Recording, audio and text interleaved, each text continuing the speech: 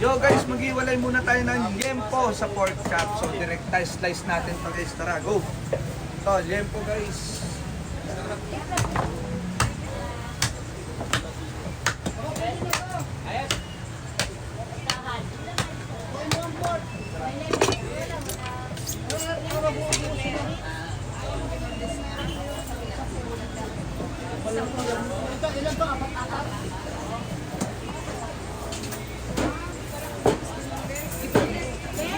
Yan guys, ito yung pork chop natin.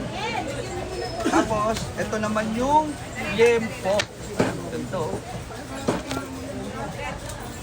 Ganda ng yempo natin guys.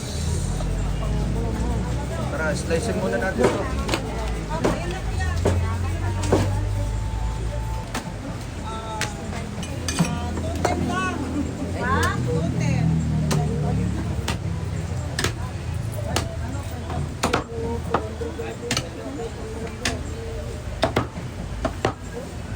Ito, pan-display muna natin to guys. Kaya medyo makapal. Ay, resibo ka ba?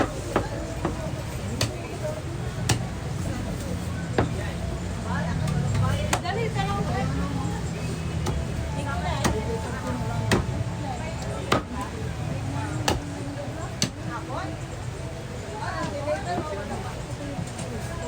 Yan guys, so pang-ihaw.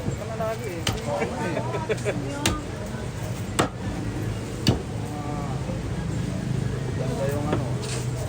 Ano, pang-ihaw guys. Naman tayo ngayon sa pork chop. Kano kilo dito? 380 lang. So guys, siwain natin kung saan yung manipis lang yung buto. So ito guys, tinanggal natin kasi makapal yung buto niyan. Pwede natin gawing ribs pag naubusan tayo ng laman. And then dito tayo mag-slice ngayon sa pork chop pang display.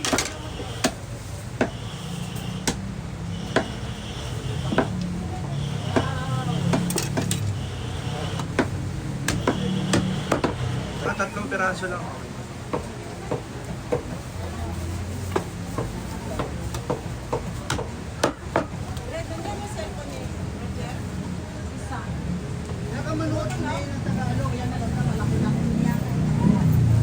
Last one. So yun guys, ito 3 pork chop na pang display natin guys. So yan o. Sarap yan. Ito. Pinaka perfect guys. Ayan. Pang pork chop yan, pinirito yung mga ulam-ulam nyo. And then, itong isang in-slice natin kanina, yempo.